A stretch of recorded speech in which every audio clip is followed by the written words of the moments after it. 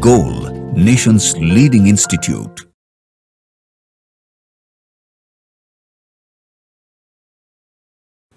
Hello students, मैं Ravi Sinha, organic chemistry faculty at Goal institute. और मैं अभी आपके पास आया हूँ स्पोर्ट्स 7 का डिस्कशन लेकर ऑर्गेनिक केमिस्ट्री पेपर का। इसके पहले भी हम लोग स्पोर्ट्स 7 से पहले स्पोर्ट्स 6 में मिले थे और होप कि आप लोग बहुत अच्छे से वीडियो को देख रहे हैं, क्वेश्चन को समझ रहे हैं। जहां भी प्रॉब्लम हो तो उससे आप वहां पे पूछ सकते हैं। तो हम लोग ज्यादा समय ना लेकर स्टार्ट करते हैं। अपना ऑर्गेनिक का पहला क्वेश्चन है जो सेक्शन ए से, वो है क्वेश्चन नंबर 151 में बोल रहा है the intermediate compound A of the following chemical reaction.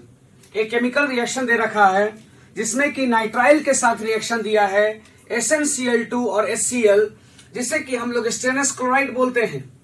और ये कौन सा रिएक्शन है बच्चे? तो ये रिएक्शन है स्टीफन रिएक्शन। स्टीफन रिएक्शन जानते हैं हम लोग कि नाइट्राइल का रिएक्शन किसके साथ? तो SnCl2 और HCl के साथ होता है। तो इंटरमीडिएट यहां पे बनता है इमीन, और इमीन का जब हम लोग फर्दर हाइड्रोलिसिस करते हैं तो वो क्या बनता है? Corresponding aldehyde. ये क्वेश्चन के साथ कुछ हम लोग एग्जांपल भी देखते हैं, कुछ एलाबोरेट करेंगे थोड़ा। क्वेश्चन नंबर 151 जो है वो दे रखा है CH3CN, यानी अगर इसका पूछा जाए आपसे क्या नाम होगा तो स्टेन नाइट्राइल बोल सकते हैं या फिर मिथाइल साइनाइड बोल सकते हैं। क्लियर है बात? इसका रिएक्शन करवाया जा रहा है SnCl2 और HCl के साथ। कह रहा है ए बनेगा, ए का फिर कह रहा है हाइड्रोलिसिस करना है, और ये बी, ठीक है, प्रोडक्ट बी बन रहा है। क्वेश्चन आपसे बी नहीं पूछा है, क्वेश्चन पूछा है ए क्या है? इंटरमीडिएट। तो यहां ध्यान रखेंगे कि ये कैसे बनाना है। तो CH3C ट्रिपल बॉन्ड N है, इसका रिडक्शन करते हैं, पार्शियल रिडक्शन हो रहा है। ये SnCl2 प्लस HCl, ये क्या करेगा? इमीन बनेगा, यानी यहां से बनने जा रहा है CH3CH double bond NH, imine हुआ इसे, इमीन। इसका अगर हम लोग हाइड्रोलिसिस कर दें, यानी कि ए नंबर क्या बन गया हम लोग का? CH3CH डबल बॉन्ड NH, जो कि ऑप्शन नंबर 2 दे रखा है। अब जब इसका हाइड्रोलिसिस करते हैं आप तो क्या करेंगे? बॉन्ड को ब्रेक कर दीजिए। अब इसको क्या करना है? H और H, और यहां पे क्या करना? OH और OH। हाइड्रोलिसिस करने का एक तरीका है ये। जितने बॉन्ड है उतने को क्या करो? H और H। इधर कार्बन को OH और OH, इलेक्ट्रोनेगेटिव एटम के पास H जाएगा और इधर OH माइनस आएगा। अब यहाँ पे एक ही कार्बन पे 2 OH तो अनस्टेबल होगा, जेम डायोल। तो यहां से वाटर मॉलिक्यूल को आप क्या करोगे? रिमूव करोगे। तो जब वाटर मॉलिक्यूल को रिमूव करोगे, देख लो कैसा ये बना। ये बना पहला OH OH H। अब यहां से वाटर मॉलिक्यूल को अगर हम लोग एलिमिनेट करें बच्चे तो ये क्या बनेगा? माइनस वाटर में ये बनने जा रहा है CH3C डबल बॉन्ड OH, यानी क्या बोलेंगे इसे? इथानल। हालांकि प्रोडक्ट तो ये नहीं पूछा गया था, पूछा गया था यहाँ पे क्वेश्चन में इंटरमीडिएट। तो ये रहा, क्या रहा ये रिएक्शन का नाम? Stephen reaction, Stephen reaction. Clear है बात? NCERT से क्वेश्चन है, एकदम सिंपल सा। अब यहाँ पे थोड़ा सा बात करते हैं नाइट्राइल को लेकर। अगर आपसे क्वेश्चन पूछा जाए कि अल्काइल, इस तरीके का क्वेश्चन देखते हैं थोड़ा इसी के बेस पे। अब अगर यहाँ पे आपको बोला जाए कि अल्काइल हैलाइड दिया हुआ है, RX दिया हुआ है, हाँ, और यहाँ पे CN लाना है, RX दिया हुआ है, CN लाना है, तो आप क्या करोगे? यहां से आप ले लेना NaCN, या क्या ले लेना? यहाँ पे आप KCN ले लेना। समझ रहे बात? ये क्या करेगा? यहां से RCN ले आएगा। RCN से आगे नाइट्राइल है, ढेरों रिएक्शन आ जाएगा। ठीक है, कुछ इंपॉर्टेंट रिएक्शंस और होते हैं जो साइनाइड का, वो भी मैं एक बार यहाँ पे ब्रीफली बता देता हूं, थोड़ा ध्यान रखना। अगर साइनाइड को हाइड्रोलिसिस कर दिया जाए, यानी H3O प्लस दे दिया जाए, तो ये बन जाएगा RC double bond OH, carboxylic acid. Clear रहेगा बात? अगर इसका रिडक्शन कर दिया जाए H2PT, क्या बन जाएगा? ये अमाइन बन जाएगा, यानी RCH2NH2। ये सब इंपॉर्टेंट हो गया है कन्वर्जन के लिए, तो थोड़ा ध्यान रखना है। अगर इसका बोला जाए OH माइनस वाटर, यानी पार्शियल हाइड्रोलिसिस लिख दिया जाए, ये क्वेश्चन लिखेगा। अगर पार्शियल लिखा हुआ है, पार्शियल हाइड्रोलिसिस, और यहाँ H3O प्लस यानी कंप्लीट हाइड्रोलिसिस, इसका मतलब यहां से बना देना अमाइड, RCONH2। क्लियर बात? ये थोड़ा सा नाइट्राइल को लेकर के था यहां से। फिर मिलते हैं हम लोग अगला क्वेश्चन में। चलिए 151 के बाद हम लोग देखते हैं अगला जो क्वेश्चन है हम लोग का, क्वेश्चन नंबर है 152। 152 क्या बोल रहा है? क्वेश्चन पढ़ा जाए। कह रहा है 152 में the reagent are in the given sequence of the chemical reaction is, यानी यहां पे आपको रिएक्टेंट दे रखा है, प्रोडक्ट दे दिया, और साथ में आपसे यहां से रिएजेंट पूछ रहा है। क्या है question? CH3 C double bond O NH2 एक अमाइड के साथ रिएक्शन दे रहा है। ये पूछा R, समझ रहे बात, और 2 नंबर में बोल रहा है H2O। तो यहां से क्या बनने जा रहा है, RCH2NH2, यानी कि इस कार्बोनाइल का रिडक्शन हो रहा है, CO डबल बॉन्ड का रिडक्शन हो रहा है CH2 में। तो इसके लिए हमें क्या चाहिए, रिड्यूसिंग एजेंट चाहिए। तो रिड्यूसिंग एजेंट यहां पर देखेंगे, लिथियम अल्युमिनियम हाइड्राइड दे रखा है और एक दे रखा है NaBH4। तो NaBH4 के बारे में जानिएगा कि NaBH4 जो होता है माइल्ड रिड्यूसिंग एजेंट होता है, वो अमाइड को रिड्यूस नहीं कर सकता है। इसके लिए क्या लेना पड़ेगा हमें, R बराबर जो लेना होगा वो R बराबर क्या होगा, LiAlH4, लिथियम अल्युमिनियम हाइड्राइड, जो स्ट्रॉन्ग रिड्यूसिंग एजेंट होता है, जो लगभग सभी कार्बोनाइल कार्बन को रिड्यूस कर देता है, जैसे कि एल्डिहाइड को, कीटोन को, कार्बोक्सिलिक एसिड को, ईस्टर्स को, एनहाइड्राइड को, ठीक है, ये अमाइड को, ये सभी को रिड्यूस कर देगा। लेकिन अगर बात करें NaBH4 भी सर रिड्यूसिंग एजेंट है, बट NaBH4 जो होगा वो माइल्ड होगा। किसको किसको रिड्यूस करेगा, तो ध्यान रखना, एल्डिहाइड को, कीटोन को और एसिड क्लोराइड या एसिड हैलाइड को। सिंपल, समझे बात को। अब अगर एक यहां पर रिएजेंट पे बात करें, KMnO4 तो ऑक्सीडाइजिंग एजेंट होगा, क्लियर है। उसके बाद दे रखा है 4th नंबर में H3O+। तो बच्चे अगर हाइड्रोलिसिस आप सोचोगे अमाइड का, अगर आप अमाइड का हाइड्रोलिसिस सोचोगे तो इसका हाइड्रोलिसिस हो जाएगा, समझ रहे बात। इसका तो रिडक्शन नहीं, और हमें क्या प्रोडक्ट पूछा था, रिडक्शन देकर। ऐसे जान जाओ कि इसका अगर हाइड्रोलिसिस करोगे तो क्या बनाओगे, RC डबल बॉन्ड NH2। क्या करोगे, कैसे करोगे, थोड़ा समझ लो बात को। इस दोनों को बॉन्ड को ब्रेक कर दो, और अभी हम लोग देख रहे थे ये दोनों को जब ब्रेक करोगे तो इसको दे दो H और इसको दे दो OH। क्या बन गया, RC डबल बॉन्ड OH बन गया, ठीक है। क्या ब्रेक करेंगे, RC डबल बॉन्ड OH हो जाएगा, और साथ में क्या गया बाहर, अमोनिया। जिस तरीके से हम लोग अभी इमीन का हाइड्रोलिसिस कर रहे थे, सेम उसी के जैसा इस अमाइड का भी हाइड्रोलिसिस करते हैं, क्लियर बात। तो इसमें रिएजेंट जो बनेगा, इसमें जो क्वेश्चन, इसका ऑप्शन नंबर क्या होगा, ऑप्शन नंबर होगा 1। ये अपना करेक्ट आंसर है। इसके बाद हम लोग चलते हैं अपने ऑर्गेनिक के क्वेश्चन में, जिसका ऑर्गेनिक का क्वेश्चन दे रखा है। एक फिर से नेम रिएक्शन का ही क्वेश्चन है। यहां से नेम रिएक्शन बच्चे बहुत इंपॉर्टेंट होता है। एनसीईआरटी के जितने भी नेम रिएक्शन है, खासकर उसको जरूर देख कर जाइए, आपके लिए काफी इंपॉर्टेंट होगा एग्जाम में। तो अगला जो क्वेश्चन नंबर 158 है, देख लेते हैं। 158 में बोल रहा है कि कार्बोक्सिलिक एसिड है, रेड फास्फोरस और ब्रोमीन के साथ रिएक्शन करते हैं, क्या होगा। तो याद होगा इस रिएक्शन का नाम, ये होगा क्वेश्चन नंबर 158। इस रिएक्शन का नाम आपको याद होगा, हेल-वोलार्ड-जेलेंस्की रिएक्शन। क्या नाम होगा, हेल-वोलार्ड-जेलेंस्की रिएक्शन, ठीक है। और अगर इसी के जगह पर, हाँ, इसी के जगह पर Br2KOH या Br2NaOH रहता तो वहां पे क्या होता, हॉफमैन ब्रोमाइड डिग्रेडेशन रिएक्शन होता। थोड़ा थोड़ा सीक्वेंस के कारण चेंज हो जाता है, तो थोड़ा सा समझ कर इसको देखिएगा। नेम रिएक्शंस पे काफी ध्यान रखना, सारा नेम रिएक्शंस एनसीईआरटी से। तो अब आपके पास आता है ये question, CH3 CH2 C double bond OH। और जैसा कि आप देख रहे हैं कि एग्जामिनेशन में अब जो समय बचा हुआ है वो 1 मंथ, तो एनसीईआरटी पे फोकस करना काफी इंपॉर्टेंट होगा। अब आपको दिया गया है रेड फास्फोरस Br2, यानी कि इसे बोलते हैं हेल-वोलार्ड-जेलेंस्की रिएक्शन, ठीक है। तो जो अल्फा कहता है क्या कि अल्फा यहां पे जो कार्बन हो, हाइड्रोजन होगा, यानी ये रिएक्शन कौन देगा, तो ऐसा कार्बोक्सिलिक एसिड देगा जिसके पास अल्फा हाइड्रोजन हो, क्लियर बात। तो इसके पास अल्फा हाइड्रोजन है। अब ये अल्फा हाइड्रोजन को एलिमिनेट, रिमूव कर, नॉट एलिमिनेट, रिमूव कर, सब्स्टिट्यूट कर, यहां पे ब्रोमीन का सब्स्टिट्यूशन होता है, यानी कि यहां पे हम लोग बोलेंगे अल्फा ब्रोमो कार्बोक्सिलिक एसिड बनने जा रहा है। यानी ये क्या बना, CH3 CHBr C double bond OH, ये अपना बन गया A नंबर। अब उसके बाद बोल रहा है आपको B नंबर में अल्कोहलिक KOH। क्या दे रहा है, अल्कोहलिक KOH। और अल्कोहलिक KOH का पता है बात हमें कि अल्कोहलिक KOH का काम क्या होता है, एलिमिनेशन करना। और जब एलिमिनेशन का बारी आएगा तो हम लोग देखेंगे यहां पे ये हो गया अल्फा और ये हो गया बीटा। तो अल्फा से क्या जाने जा रहा है, ब्रोमीन, और बीटा से एक H जाने जा रहा है। यानी यहां से हम लोग जो प्रोडक्ट बनाकर लेकर आएंगे वो क्या बनेगा, CH2 double bond CH C double bond OH। यानी क्या नाम देंगे, 1 2 3 प्रोप 2 इन ओइक एसिड। हालांकि आपसे नोमेनक्लेचर नहीं पूछा था यहां पे, लेकिन ध्यान रखना है ऑप्शंस में कभी कभी नोमेनक्लेचर भी क्वेश्चन दे देता है किसका, नोमेनक्लेचर के अकॉर्डिंग, तो नोमेनक्लेचर पे ध्यान रखिएगा।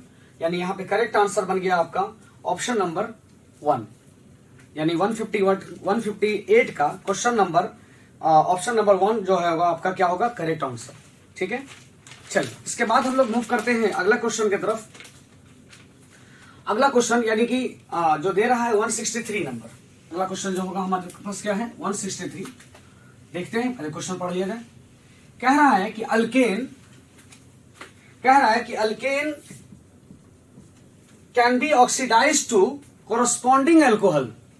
ठीक है, अल्केन को अल्कोहल में, करस्पॉन्डिंग एल्कोहल में, यानी जिसने कार्बन का अल्कोहल अल्केन है उतना ही कार्बन का अल्कोहल भी होना चाहिए। ठीक है भाई, बाई पोटेशियम पर मैग्नेट यानी कि KMnO4 इफ दे कैरी, अब यहां पे ध्यान रखिएगा ये आपके हाइड्रोकार्बन चैप्टर से, ठीक है, हाइड्रोकार्बन चैप्टर से ऑक्सीडेशन ऑफ अल्केन के टॉपिक से दिया हुआ क्वेश्चन है। यानी याद रखना है कि अगर अल्केन के पास टर्शियरी हाइड्रोजन है, यानी अल्केन के पास क्या है, टर्शियरी हाइड्रोजन है H, इसका रिएक्शन अगर हम लोग KMnO4 से करवा देते हैं, ठीक है, लेकिन ये टर्शियरी हाइड्रोजन होना बहुत जरूरी है, 3 डिग्री हाइड्रोजन, तभी ये रिएक्शन आगे बढ़ेगा और ये किस में कन्वर्ट करेगा, तो कोरस्पॉन्डिंग अल्कोहल, ऑक्सीडेशन होगा इसका। और इसी टॉपिक में पढ़े होंगे साथ में कंट्रोल्ड ऑक्सीडेशन, जिसमें कि आप मीथेन का कंट्रोल ऑक्सीडेशन कराए थे तो एक मिथानॉल बना था और एक और बनाए थे तो वहां पे मिथानल यानी फॉर्मल्डिहाइड बना था। ठीक है, तो ये कंट्रोल्ड ऑक्सीडेशन टॉपिक से है, जो कि आपके हाइड्रोकार्बन अल्केन का कंबशन, कंट्रोल्ड कंबशन से है। यानी इसमें करेक्ट आंसर क्या होगा, ऑप्शन नंबर 3 जो कि टर्शियरी हाइड्रोजन। यानी यहां पे 163 का आंसर बना आपका ऑप्शन 3। क्लियर है बात। नेक्स्ट उसके बाद देखते हैं क्वेश्चन नंबर 167। क्वेश्चन नंबर क्या देख रहे चल रहे हैं 167 में थोड़ा सा यहां पे समझना होगा क्वेश्चन को, हम लोग भी थोड़ा अच्छे से एलेबोरेट करते हैं, समझते हैं। यानी क्वेश्चन है 167, पहले अच्छे से इसे बना लिया जाए, लिख लिया जाए। C2H5NH2 यानी इथाइल अमाइन 1 डिग्री है। उसके बाद ऑप्शन नंबर 2 में बोल रहा है C6H5NHCH3। बच्चे यहां पे बहुत सब कंफ्यूजन में आते हैं कि सर इसको भी अल्काइल समझ लेते हैं। ध्यान देना है, C6H5 का मतलब ये बेंजीन हुआ, फिनाइल हुआ, और इस NH के साथ यहां CH3 लगा हुआ है, यानी कहेंगे N मिथाइल एनिलीन इसका नाम होगा। ठीक है, C6H5 को आप अल्काइल नहीं समझेंगे, कंफ्यूजन के कारण यहां पे आंसर गलत हो जाता है। उसके बाद बोल रहा है C2H5(2NH) यानी 2 डिग्री अमाइन है। ये क्या है, 2 डिग्री अमाइन और 1 डिग्री अमाइन।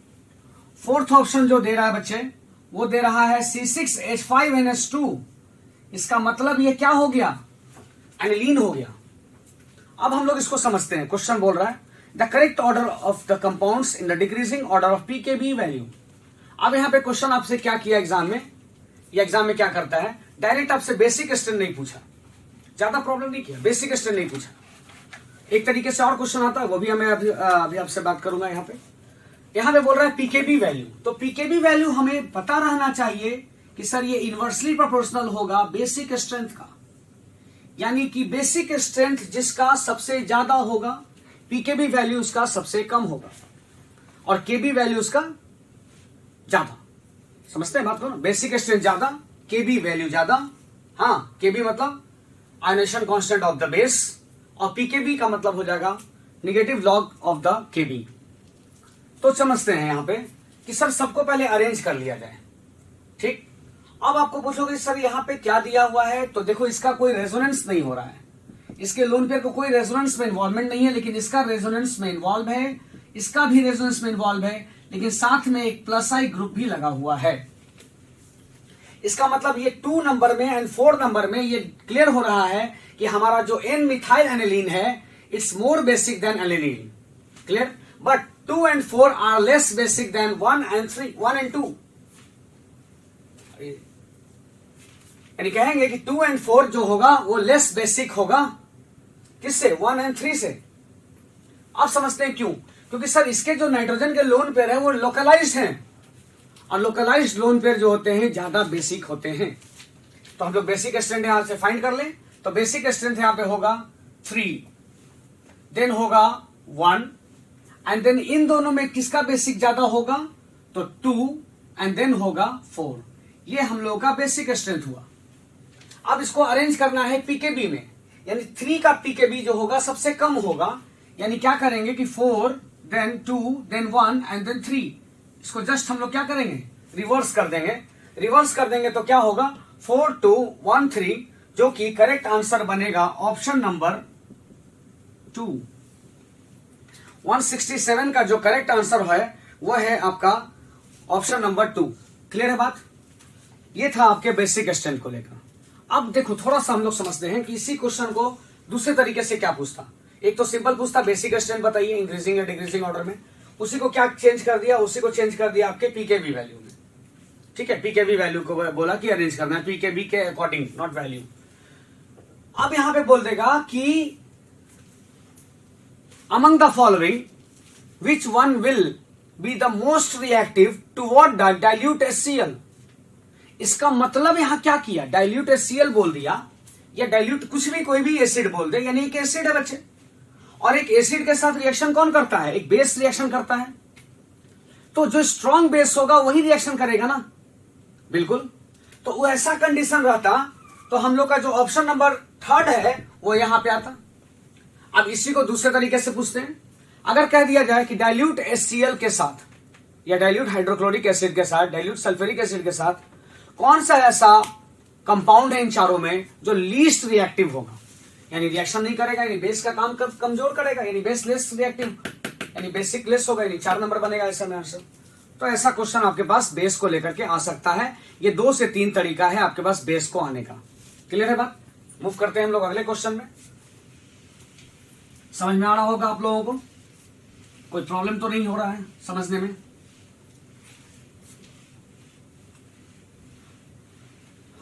आप सभी बच्चे टेस्ट जरूर देते रहें। टेस्ट पेपर काफी इंपॉर्टेंट होता है लास्ट मोमेंट में एग्जामिनेशन का पैटर्न को जानने के लिए, और हम लोगों का कोशिश है कि आप लोगों के पास टू द पॉइंट टाइप का क्वेश्चन दिया जाए, जैसा एनसीईआरटी को लेकर नीट में जैसा क्वेश्चन को आने का संभावना होता है।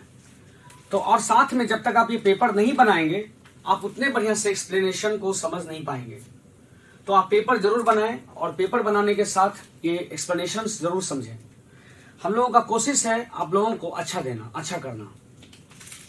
चलिए अब आ जाते हैं क्वेश्चन नंबर 168।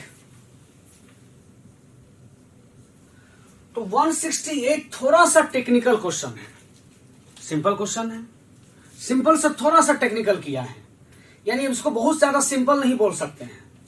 ठीक है, इस क्वेश्चन को एक सिंपल स्टूडेंट्स को लेकर चलते हैं, तो ये थोड़ा सा सिंपल से टेक्निकल बनाया है। समझते हैं बात को। कह रहा है कि एक कंपाउंड X है, ऑन ओजोनलेसिस गिव्स अ डाइअल। तो पहला गलती यहां पे स्टूडेंट्स क्या करेंगे कि 2 एल्डिहाइड सोचेंगे, गलती हो जाएगा, गलत हो जाएगा यहां से। जैसे ही आपने सोच लिया डाइअल, 2 अलग अलग, नहीं सर, एक ही कंपाउंड में अगर 2 एल्डिहाइड आप सोचेंगे तो ये सही होगा। यानी कि यहां पे आपको मिलने जा रहा है C डबल बॉन्ड OH और C डबल बॉन्ड OH, कुछ इस तरीके का।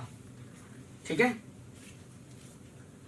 फिर बोल रहा है कि while यानी X on ozonolysis gives a diol while Y reacts with a Bayes reagent यानी KMnO4 OH minus. Dilute alkaline यानी कोल्ड अल्कलाइन KMnO4 को हम लोग बेयर्स रिएजेंट बोलते हैं, जो सिन हाइड्रोक्सिलेशन करता है। क्लियर बात को? टू गिव अ डायोल यानी कि डायोल सिन हाइड्रोक्सिलेशन यानी जो डायोल होता है, थोड़ा सा हम लोग बात करेंगे स्टीरियोकेमिस्ट्री पे भी इसका, इस रिएक्शन को लेकर। बहुत अच्छा क्वेश्चन आया हुआ है। यानी कि अल्कीन से ये क्या बनेगा? डाइऑल बनने जा रहा है। देन कह रहा है कि X and Y respectively, X और वाई क्या होगा? ऑप्शन समझते हैं। पहला ऑप्शन दे रहा है C2H2 यानी अल्काइन है, बिल्कुल हो सकता है अगर इसका ओजोनलिसिस करते हैं हम लोग। C2H2 का मतलब हो गया, इसका अगर हम लोग ओजोनलिसिस करते हैं, ठीक है, ओजोनलिसिस जब इसका करते हैं तो क्या होगा, ये यहां से ओजोनाइड करेगा और बनाएगा डाइअल। लेकिन दूसरा ऑप्शन दे रहा है C6H6। सर बेंजीन के साथ KMnO4 रिएक्शन यहां पे करके डाइऑल नहीं बनाने जा रहा है, यानी ये ऑप्शन गलत हो गया। उसके बाद आ जाते हैं ऑप्शन नंबर 2 C2H4। C2H4 का मतलब हो गया आपका CH2, C2H4 double bond CH2। अगर इसका हम लोग ओजोनलिसिस करते हैं तो ये बन जाएगा आपका ऐसा कंपाउंड, मिथानल 2 मोल्स। तो इसे डाइल तो नहीं बोलेंगे, यानी ये भी ऑप्शन चला गया। अब आ जाते हैं ऑप्शन नंबर 3। ऑप्शन नंबर 3 में पहला यही दे रहा है और अपना सही भी आंसर भी आ रहा है। उसके बाद बोल रहा है C2H4। तो C2H4 को अगर हम लोग ओजोनलिसिस के जगह पे, हाँ, C2H4 का मतलब हो गया CH2 अल्कीन, और इसको अगर KMnO4 OH माइनस, जिसे आप बेयर्स रिएजेंट बोल रहे हैं, बेयर्स रिएजेंट, ये क्या करवाता है, तो सिन हाइड्रोक्सिलेशन होता है। तो ये क्या बना लेगा, CH2 OH and OH diol. इसके जगह पे एक और रिएजेंट आप सिन के लिए यूज कर सकते हैं, और ये याद रखना जरूरी है, ऑस्मियम टेट्राऑक्साइड OSO4। तो चलते हैं थोड़ा सा इस रिएक्शन को स्टीरियो के अकॉर्डिंग समझ लें। तो यहां पे करेक्ट आंसर क्या बना इसका, ऑप्शन नंबर बन गया 3rd। ऑप्शन क्या बना इसका, 3rd। यानी C2H2 को अगर हम लोग ओजोनलाइसिस कराएंगे तो डाइल बनेगा। और यह बात याद रखना होगा कि किसी भी अल्काइन का ही ओजोनलाइसिस करेंगे तो ही डाइल देने जा रहा है, ठीक है। अगर अल्कीन का ओजोनलाइसिस कर देंगे तो डाइल नहीं मिलेगा, 2 अलग अलग कंपाउंड्स मिलेंगे, 2 एल्डिहाइड मिलेंगे, लेकिन 2 अलग अलग कंपाउंड। और यहां पर क्या दे रखा है, एक ही। चलते हैं थोड़ा समझते हैं इस जगह पे। अगर इसको लेके आते हैं, सिन का मतलब क्या हुआ। अगर आपसे क्वेश्चन स्टीरियो में पूछ ले KMnO4 OH माइनस, या क्या बताएं इसके जगह पे, ऑस्मियम टेट्राऑक्साइड, इसका मतलब इसमें जो OH आ रहे हैं, जो 2 OH ग्रुप जुड़ रहा है, वो दोनों सेम पोजीशन से आ रहे हैं। तो सेम पोजीशंस के लिए हम लोग क्या कर सकते हैं, इसको आइदर दोनों ऐसे कर दो, या फिर क्या कर देंगे, या फिर इस OH को ऐसे डिफाइन कर दें। ये दोनों क्या होगा, सिन। इसी को अगर स्टीरियो में दे दे आपके पास, पहले से सिस दे दिया जाए और सिस के साथ ये रिएक्शन कराया जाए, तो ये क्या होगा, सिस के साथ सिन होगा, तो इरिथ्रो प्रोडक्ट बनेगा, मीजोमर्स बना देंगे। अगर ट्रांस दे दिया रहता तो TST, यानी कि ट्रांस पे सिन करेंगे तो थ्रियो प्रोडक्ट मिलेगा, यानी रेसमिक मिक्सचर मिलेगा। तो थोड़ा ध्यान रखना है, यहां पे स्टीरियो केमिस्ट्री से क्वेश्चन आने का बहुत अच्छा जगह होता है। चलिए, ये जो बना है बच्चे डाइल, अगर इस जगह पे आपको दे दिया जाता आगे चलकर कॉन्क KOH या 50% KOH, तो ये क्या होता, ये हो जाता इंट्रामोलिकुलर कैनिजारो रिएक्शन। यानी एक ही मॉलिक्यूल में 2 एल्डिहाइड ऐसा है विदाउट हैविंग अल्फा हाइड्रोजन। समझ रहे बात। तो ऐसा कंडीशन रहता तो एक को क्या करते, एक को रिड्यूस कर देते और एक पार्ट इसका क्या होता, ऑक्सीडाइज कर जाता -K+, यानी ये हो जाता।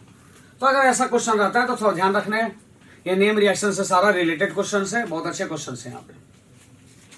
चलिए अगला क्वेश्चन हम लोग मूव करते हैं। नेक्स्ट क्वेश्चन जो हम लोग देखते हैं ऑर्गेनिक केमिस्ट्री का, वो होगा क्वेश्चन नंबर 183। और ऐसा क्वेश्चन, इस तरीके का क्वेश्चन अपने नीट में पहले भी आया हुआ है। तो यहां पे देख रहे हैं,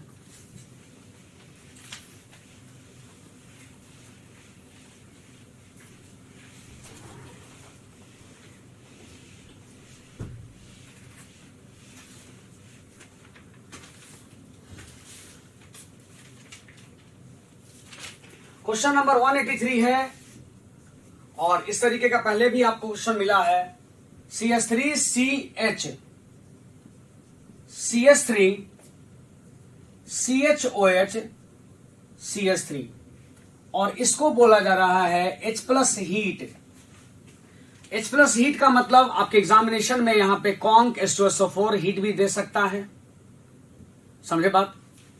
तो अब यहां पर ध्यान रखना, ये कौन सा मैकेनिज्म हुआ, तो ये हुआ डिहाइड्रेशन ऑफ अल्कोहल। बेटा ये क्या फॉलो करता है, तो इवन मैकेनिज्म। इवन मैकेनिज्म क्या बोलता है कि पहले लिविंग ग्रुप जो है वो रिमूव करेंगे।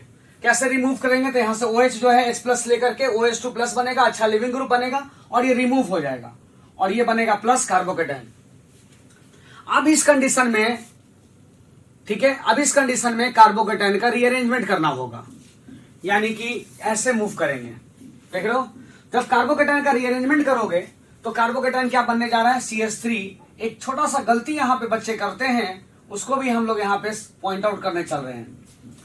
अब बच्चे बोलते हैं क्या कि सर अगर हम बिना रीअरेंजमेंट का भी आंसर बनाते हैं तो आपका आंसर रीअरेंजमेंट के बाद और रीअरेंजमेंट के पहले यानी विदाउट रीअरेंजमेंट भी बनाते हैं तो आंसर तो सेम आ रहा है मेजर।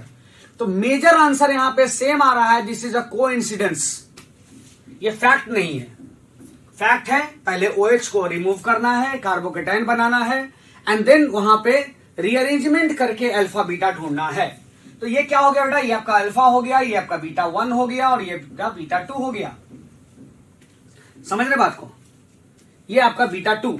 अब हम लोग को क्या काम करना है यहां से, अब यहां पे मेजर बनाना है। आपके पास क्वेश्चन में दो तरीके का पूछा है, A एंड B। तो A जो बोल रहा है वो मेजर बोल रहा है, तो मेजर कहां से होगा, सेटजेफ अल्कीन हमारा मेजर होता है। सेटजेफ अल्कीन समझेंगे, सेटजेफ अल्कीन क्या होता है, is a type of alkyne which is more substituted. The alkyne which is more substituted is called सेटजेफ alkyne. ठीक है, तो यहां से क्या बनेगा, CH3 CCH3 double bond CH3, ये बन गया आपका मेजर। और साथ में बोल रहा है बेटा, साथ में बोल रहा है बी नंबर मैं इधर बना दे रहा हूं, बी नंबर बोल रहा है माइनर, यानी माइनर तो B2 से लेना होगा, हॉफमैन अल्कीन। माइनर को क्या बोलेंगे, हॉफमैन अल्कीन बोलेंगे, CH2 CH3। समझ रहे बात, यानी ये हो गया आपका बी नंबर। अब आगे बढ़ते हैं, क्वेश्चन बोल रहा है A, यानी जो A है उसमें से आगे बढ़ना है HBr डार्क में in the absence of peroxide, यानी इस जगह पर हमें देना है HBr यानी in the absence of peroxide. तो ध्यान देना, क्वेश्चन पढ़ने समय लोग को लगता है प्रेजेंस ऑफ पेरोक्साइड, क्योंकि होता तो ऐसा ही है। ठीक है, और क्वेश्चन ने दिया क्या दिया हुआ है, इन द एब्सेंस ऑफ। अब गलती से भी अगर आप गलती पढ़ लिए, क्या बोल रहा हूं, गलती से भी आप गलती पढ़ लिए तो आंसर गलत। थोड़ा ध्यान देना बहुत जरूरी है, एब्सेंस कहां है, नॉट करेक्ट कहां है, इनकरेक्ट कहां है, ये सब छोटे छोटे पॉइंट्स पे बहुत ज्यादा ध्यान देना है। ठीक है, तो अब यहां पर बच्चे क्या करेंगे, ये आपका आएगा CH3 पॉजिटिव, मार्कोनिकॉफ रूल को फॉलो करते हैं। बेटा अगर यहीं पर आपको दे दिया रहता है HBr पेरोक्साइड तो क्या करते हैं, एंटी मार्कोनिकॉफ रूल को फॉलो करते हैं, लेकिन यहां तो दे रखा है क्या, यहां तो दे रखा है मार्कोनिकॉफ रूल। तो मार्कोनिकॉफ रूल के अकॉर्डिंग क्या होता है कि हम लोग इलेक्ट्रोफाइल को वहां पे ऐड करेंगे जहां से मोर स्टेबल कार्बोकेटाइन बन रहा है। तो कार्बोकेटाइन देख लो बेटा, यहां पे बनाओगे तो 3 डिग्री और यहां बनाओगे तो 2 डिग्री, तो कार्बोकेटाइन कौन ज्यादा स्टेबल होगा, 3 डिग्री। तो अब इसलिए हम लोग का जो H ऐड होगा वो कहां ऐड होगा, CH3 positive carbocation CH2 CH3, और तब यहां से क्या होगा, Br माइनस को अटैक करेंगे और ये बन गया CH3 CCH3 Br CH2 CH3, ये हो गया आपका। अब आता है ऑप्शन चूज करने के लिए, क्वेश्चन बोल रहा है A यानी मेजर, तो मेजर में क्या होगा, ऑप्शंस के साथ साथ थोड़ा IUPAC पे भी ध्यान देना। क्या हो जाएगा, 2 मिथाइल ब्यूटोइन। हाँ, उसके बाद बोल रहा है कि मेजर बताइए, ये मेजर हो गया। हाँ, D भी पूछा जा रहा है, और D में क्या होगा, माइनर क्या करोगे, माइनर जस्ट इसका उल्टा कर दो, यानी CH3। हाँ, यानी यहां पे आ जाएगा, रिवर्स कर देंगे, यहां पे आ जाएगा H और यहां पे हो जाएगा CHBr CH3। ये हो गया हमारा D नंबर और ये हो गया हमारा C नंबर। तो आपसे क्वेश्चन पे सभी नहीं पूछा गया है, आपसे क्वेश्चन पूछा गया A और C। तो A बराबर हम लोग का क्या हो गया, ये A हो गया, और पूछा जा रहा है मेजर वाला C, मेजर को बोल रहे हैं C, यानी ये हो गया। तो ऑप्शन आप चूज करोगे, तो ऑप्शन जब आप चूज करोगे तो ऑप्शन नंबर आ जाएगा 4। ऑप्शन नंबर क्या आ जाएगा, 4th नंबर। क्लियर है, काफी कॉन्सेप्चुअल क्वेश्चन है। इसमें आपको एक जगह एक बार आया आपको इवन मैकेनिज्म के बारे में, ठीक है, उसके बाद फिर आपके पास मार्कोनिकॉफ रूल के बारे में थोड़ा आया, तो अच्छे से इसको इस तरह का क्वेश्चन को समझेंगे। क्वेश्चन समझने से के साथ साथ क्वेश्चन को पढ़ना बहुत जरूरी है। क्वेश्चन पढ़िएगा जरूर साथ में। इसके बाद का जो क्वेश्चन आ रहा है यानी क्वेश्चन नंबर 184, ये टू द एनसीईआरटी के लाइन से दिया हुआ है। जब आप इसको पढ़ते हैं principles of technique basic principle and techniques में, तो यहां पर दिया हुआ है आपके बारे में क्वेश्चन यहां पर दिया हुआ है और एकदम इसको एनसीईआरटी से पढ़ना बहुत जरूरी है, समझिएगा।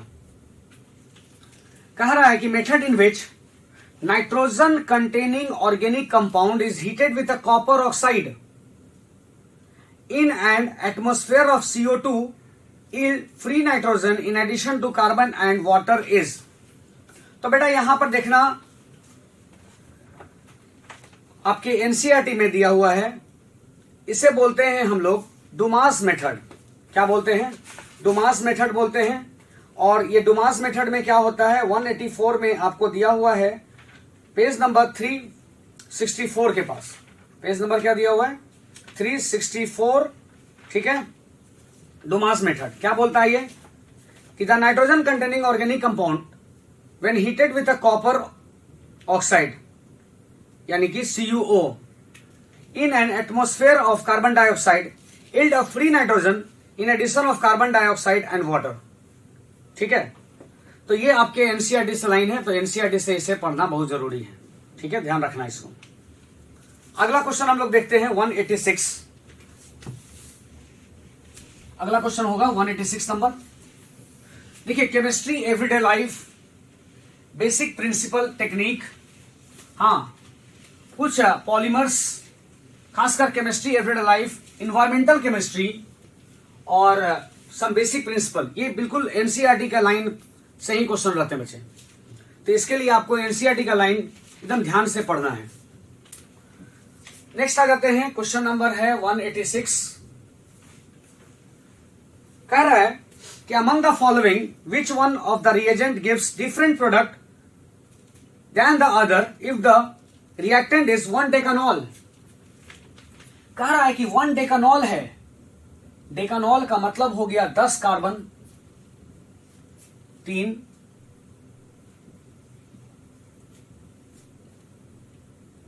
और कह रहा है कि इसके साथ रिएक्शन किया गया है जो कि other product they. Among the following which one reagent give different product other than या then the other if the given reactant is 1 decanol. यानी हम लोग को रिएजेंट्स पे ध्यान देना। कह रहा है पहला रिएजेंट, कह रहा है ना, इस क्वेश्चन को समझो, क्वेश्चन को समझना ही है, क्वेश्चन समझ लो कोई आंसर आ जाएगा। कह रहा है कि कौन सा ऐसा रिएजेंट इसमें है जो अलग तरीके का प्रोडक्ट देगा। हाँ, तो हम लोग देखते हैं। पहला दे रहा है बेटा अल्कलाइन KMnO4। अल्कलाइन KMnO4 क्या करेगा, 1 डिग्री अल्कोहल को ऑक्सीडाइज कर देता है कार्बोक्सिलिक एसिड में। किसमें कर देता है? कार्बोक्सिलिक एसिड में, 1 डिग्री अल्कोहल को। समझे बात? उसके बाद बोला जा रहा है CrO3H+ यानी जोन्स रिएजेंट। CrO3H+ का मतलब क्या होता है? CrO3H+ दे दे, H2SO3 दे दे, H2SO4 दे दे, इसे बोलते हैं जोन्स रिएजेंट। जोन्स रिएजेंट का काम क्या होता है? जोन्स रिएजेंट का काम होता है कि 1 डिग्री अल्कोहल को कार्बोक्सिलिक एसिड में कन्वर्ट करना है। बेटा तो यहां पे भी तो हम लोग का वही होगा। हाँ चलिए, 1 डिग्री है। एसिडिफाइड K2Cr2O7 यानी कि K2Cr2O7 H+, ये भी क्या होता है? स्ट्रॉन्ग ऑक्सीडाइजिंग एजेंट होता है, लाइक KMnO4 एंड CrO3H+ के जैसा, और ये भी कॉरस्पॉन्डिंग उसको कार्बोक्सिलिक में कन्वर्ट कर देगा। अगला बोल रहा है PCC।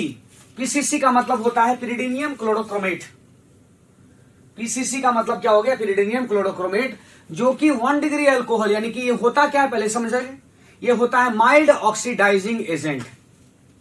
बाद बाकी जो तीनों था क्या था? Strong oxidising agent. ये क्या करेगा? ये 1 डिग्री अल्कोहल को एल्डिहाइड में कन्वर्ट करेगा। 2 डिग्री अल्कोहल को, ध्यान रखना, 1 डिग्री अल्कोहल को किस में कन्वर्ट करने जा रहा है? एल्डिहाइड में।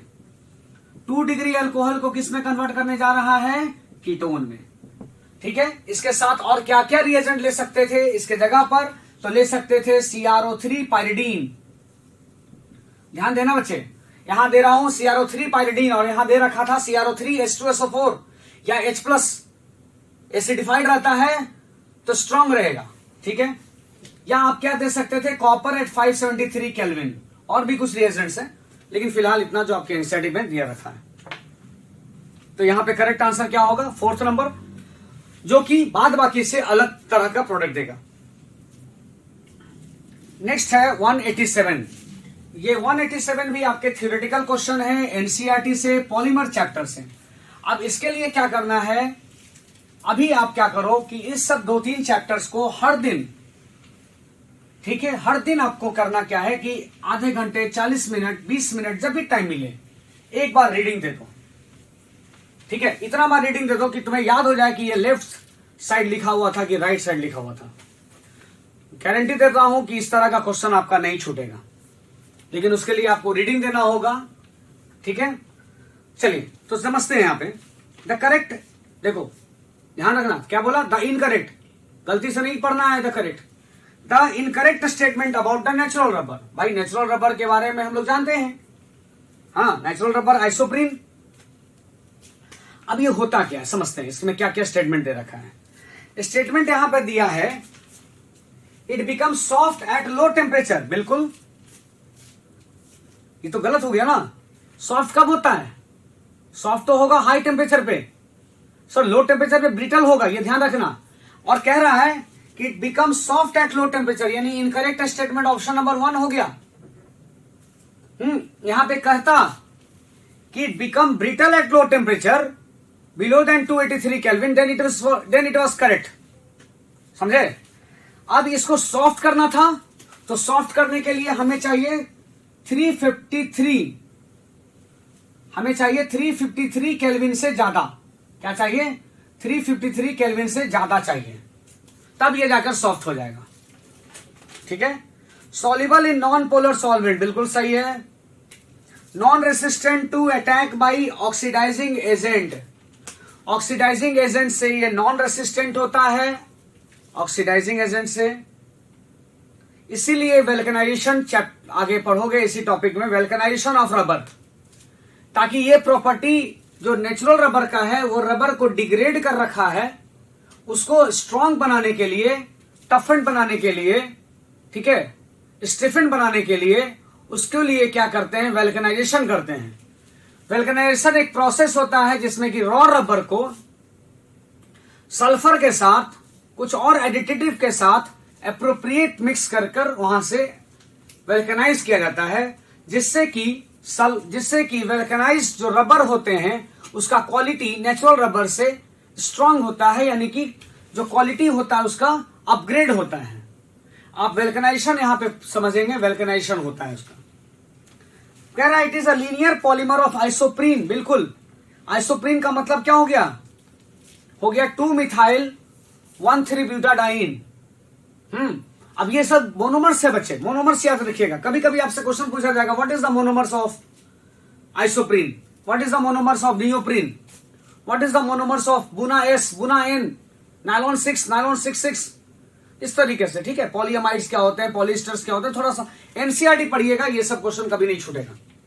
तो यहां पे करेक्ट आंसर क्या बना, ऑप्शन नंबर फर्स्ट, यानी ऑप्शन फर्स्ट जो होगा हम लोग का करेक्ट आंसर होगा। चलिए क्वेश्चन नंबर 189 देखते हैं। 189 जो है एक रिएक्शन दे रखा है हाइड्रोकार्बन से, अल्केन से बेंजीन को जोड़ते हुए। कह रहा है कि आर क्या होगा जो कंपाउंड बना देगा बेंजीन, टॉलीन। इसे बोलते हैं 189 को बोलेंगे एरोमेटाइजेशन। क्या बोलेंगे, एरोमेटाइजेशन हो गया।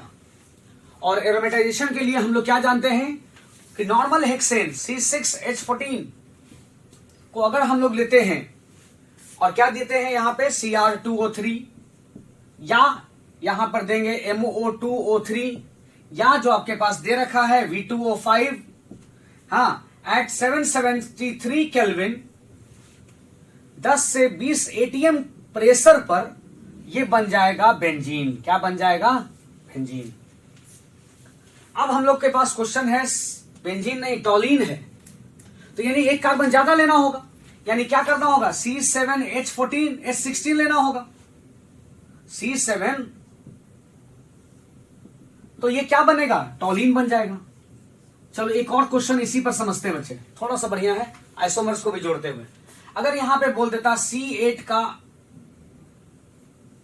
एरोमेटाइजेशन, यानी कार्बन 6 के अलावा कितने कार्बन हो गए, 2 कार्बन हो गए, यानी 2 कार्बन के लिए हमें क्या बनाना पड़ेगा, इथाइल बेंजीन बनेगा। क्या ये जरूरी है सिर्फ इथाइल बेंजीन बनेगा, नहीं, इसके साथ और भी आइसोमर्स बन सकते हैं। यानी इसके साथ बन सकता है ऑर्थोजाइलिन, इसके साथ बन सकता है मेटाजाइलिन, इसके साथ बन सकता है पैराजाइलिन। तो अगर इस तरीके का क्वेश्चन आता है कि how many isomers can be obtained by the this reaction, तो यहां पे आंसर क्या बनेगा, 4। बहुत इंपॉर्टेंट क्वेश्चन है ये भी, ठीक है। तो हम लोगों ने बात किया क्या कि इसके लिए क्या रिएजेंट यूज करना होता है, रिएजेंट दे रखा था, रिएक्टेंट चाहिए था। तो नॉर्मल हेक्सेन यानी नॉर्मल अल्केन का रिएक्शन कराते हैं, तो एरोमेटाइजेशन होने के लिए, बेंजीन करने के लिए कम से कम कितना कार्बन चाहिए, 6। इसके आगे जितना करेंगे तो 7 होगा, तो टोलिन बनेगा। यानी यहां पे करेक्ट आंसर बनेगा ऑप्शन नंबर 2, जो नॉर्मल हेप्टेन दे रखा है। क्लियर है, इसमें ब्रांच अल्केन नहीं चाहिए, हाँ नॉर्मल चाहिए, कोई आइसो नहीं, कोई टर्शियरी नियो नहीं चाहिए। क्लियर है, ये था क्वेश्चन नंबर 189। अब हम लोग आ जाते हैं बच्चे 197। 197 में कुछ बच्चे का गलती हुआ होगा, क्यों गलत हुआ होगा समझते हैं। हो सकता है कि आप में से भी कुछ का इसी कॉन्सेप्ट के कारण गलत आया होगा। क्वेश्चन क्या दिया है 197 में, which among the following carbocation is least reactive. अभी तक हम लोग क्वेश्चन देखते हैं, which of the following carbocation is most stable, ये समझते हैं, ये हम लोग देखे हैं क्वेश्चन। तो आपके पास ये जो क्वेश्चन का फॉर्मेट दिया जा रहा है, इसी एग्जामिनेशन को व्यू में रखते हुए किया जा रहा है कि आपके पास और क्या क्या ट्विस्ट किया जा सकता है। तो अगर क्वेश्चन बोल देता है which of the following is most stable, बहुत आसान था। तो बेटा यहां पे क्या बोला, यहां बोला लीस्ट रिएक्टिव। तो लीस्ट रिएक्टिव का मतलब क्या होगा, जो मोस्ट स्टेबल होगा वो लीस्ट रिएक्टिव होगा। Stability inversely proportional to reactivity. तो यहां पे बात करेंगे, फर्स्ट ऑप्शन जो दे रखा है वो क्या है, वो डांसिंग रेजोनेंस का क्वेश्चन है। किसका है, और ये मोस्ट यहां पे क्या होने जा रहा है, स्टेबल होने जा रहा है। क्यों, तो डांसिंग रेजोनेंस क्या होता है, इसे आइसोप्रोपाइल मिथाइल कार्बोकेटाइन बोलते हैं। इसका नाम बोला जाता है आइसोप्रोपाइल साइक्लोप्रोपाइल मिथाइल कार्बोकेटाइन। क्या बोलते हैं, साइक्लोप्रोपाइल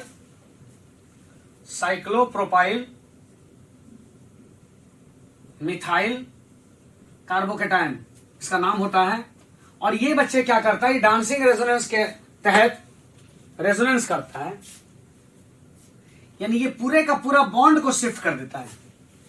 और जब ये पूरा बॉन्ड शिफ्ट हो रहा है तो देखो ये क्या बन गया, CH2, और यहां पे आ गया प्लस।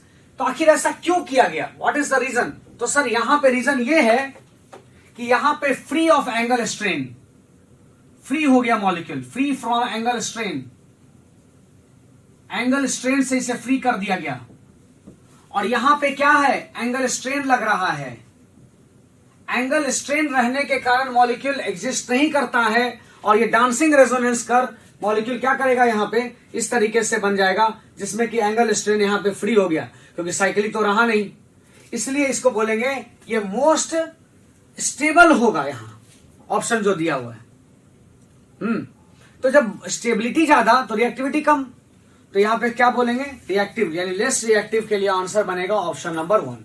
क्लियर है बात, रिएक्टिविटी जितना यानी जितना ज्यादा स्टेबिलिटी होता है उतना रिएक्टिविटी कम होता है। ठीक है, और नेक्स्ट क्वेश्चन फिर हम लोग आ जाते हैं, केमिस्ट्री एवरीडे लाइफ से है। केमिस्ट्री एवरीडे लाइफ से है, थोड़ा इसमें हम लोग बात करेंगे कैसे इस पर दे रखा है। तो दिया हुआ है क्या, among the following which is not a broad spectrum antibiotic. तो बेटा यहां पे एंटीबायोटिक हम लोग समझेंगे दो तरीके का होता है वर्किंग के क्लासिफिकेशन से, एक होता है ब्रॉड स्पेक्ट्रम और एक होता है नैरो स्पेक्ट्रम। तो ब्रॉड स्पेक्ट्रम एंटीबायोटिक उसको बोलते हैं जो कि ग्राम पॉजिटिव बैक्टीरिया और ग्राम निगेटिव बैक्टीरिया दोनों पे काम करे। क्लियर बात। और नैरो स्पेक्ट्रम एंटीबायोटिक उसे बोलेंगे जो कि आइदर पॉजिटिव या निगेटिव बैक्टीरिया पे काम करे, यानी कि आइदर ग्राम पॉजिटिव बैक्टीरिया या ग्राम निगेटिव बैक्टीरिया पे काम करता है। उसके लिए ध्यान रखना आपको, पेनिसिलिन जी जो होता है ये नैरो स्पेक्ट्रम बैक्टीरिया पे काम करता है। नैरो स्पेक्ट्रम एंटीबायोटिक के तहत इसका एग्जांपल आता है। ठीक है, तो यहां पर देखेंगे आप एनसीईआरटी में जब आप पढ़ते हैं पेज नंबर 455 पे, तो यहां देखेंगे क्या, पूरा मैं एक पैराग्राफ बोल रहा हूं यहां से। तो जो देखेंगे पेनिसिलिन जी जो होता है हैज अ नैरो स्पेक्ट्रम, काफी इंपॉर्टेंट लाइन होता है ये। Ampicillin and amoxicillin are synthetic modification of penicillin, they have a broad spectrum, यानी अपने पास यहां ऑप्शन भी दिया हुआ है। ब्रॉड स्पेक्ट्रम मतलब समझ रहे हैं, जो कि ग्राम पॉजिटिव ग्राम निगेटिव दोनों पे काम करेगा। It is absolutely essential to test the patient for sensitivity allergy to penicillin. ये भी समझना, पेनिसिलिन देने से पहले, एंटीबायोटिक देने से पहले उसे स्किन के अंदर थोड़ा सा लगाकर टेस्ट किया जाता है, उसका एलर्जी टेस्ट करते हैं। ठीक है, तो यहां पर देखेंगे कि chloramphenicol isolated in 1947 is a broad spectrum antibiotic. जब आप एनसीईआरटी इतने अच्छे से पढ़ेंगे ना, रीडिंग देंगे ना, तो आपको ये याद हो जाएगा नाम सब। ठीक है, उसके बाद देखोगे, उसके बाद दिया हुआ है vancomycin and ofloxacin are other important broad spectrum antibiotic, यानी ये सब क्या होगा, ब्रॉड स्पेक्ट्रम एंटीबायोटिक। और अपने से क्वेश्चन क्या पूछा था, तो पेनिसिलिन जी जो होगा, यानी ऑप्शन नंबर 2, क्वेश्चन नंबर क्या हो गया, क्वेश्चन हो गया 198 का। जो पेनिसिलिन जी होगा, क्या होगा, पेनिसिलिन ये क्या होगा, narrow spectrum bacteria, narrow spectrum antibiotic, narrow spectrum antibiotic. क्यों भाई, आइदर ये ग्राम पॉजिटिव बैक्टीरिया पे या ग्राम पॉजिटिव या ग्राम निगेटिव बैक्टीरिया पे काम करता है। बाद बाकी जितने भी आपके पास एग्जांपल दिए हुए हैं, क्लोरामफेनिकॉल, वैनकोमाइसिन, ऑफ्लॉक्सिन, ये सब जो है क्या है आपके, ये आपके सभी लोग क्या है यहाँ पे ब्रॉड स्पेक्ट्रम एंटीबायोटिक, यानी कि ग्राम पॉजिटिव और ग्राम निगेटिव बैक्टीरिया पे काम करने वाला। आ जाते हैं, आखिरी क्वेश्चन है 199 में बोला है, सिंपल सा क्वेश्चन है, फेनॉल का ऑक्सीडेशन। कह रहा है कि फेनॉल का अगर हम लोग रिएक्शन कराते हैं Na2Cr2O7H+, यानी H2SO4 दे रखा है, क्या बनेगा, इसका ऑक्सीडेशन हो जाएगा। क्या होगा, ऑक्सीडेशन होगा और बनेगा आपका यहाँ पे बेंजोक्विनोन। कभी कभी आपको मिलेगा लिखा हुआ बेंजोक्विनोन, कभी कभी पैरा बेंजोक्विनोन भी बोल देता है, कोई फर्क नहीं पड़ता है। तो इसमें करेक्ट आंसर क्या होगा बच्चे, ऑप्शन नंबर 1। ये तो डायरेक्ट हमें एनसीईआरटी से दिया हुआ है।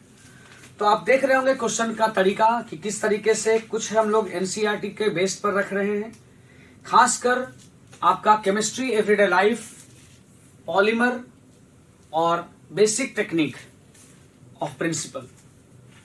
तो बेसिक टेक्निक ऑफ जब some basic principle and technique का जो क्वेश्चंस है आपके एनसीईआरटी से थोड़ा रीडिंग करते रहना है, और इस तरीके से फिर हम लोग डिस्कशन आप लोगों का कंटिन्यू रहेगा। तो नेक्स्ट क्वेश्चन के डिस्कशन में फिर हम लोग मिलते हैं। टिल देन आप लोग इसी तरह से इसको वॉच करते रहें और समझें डिस्कशन से क्या आपको फायदा मिल रहा है। Thank you.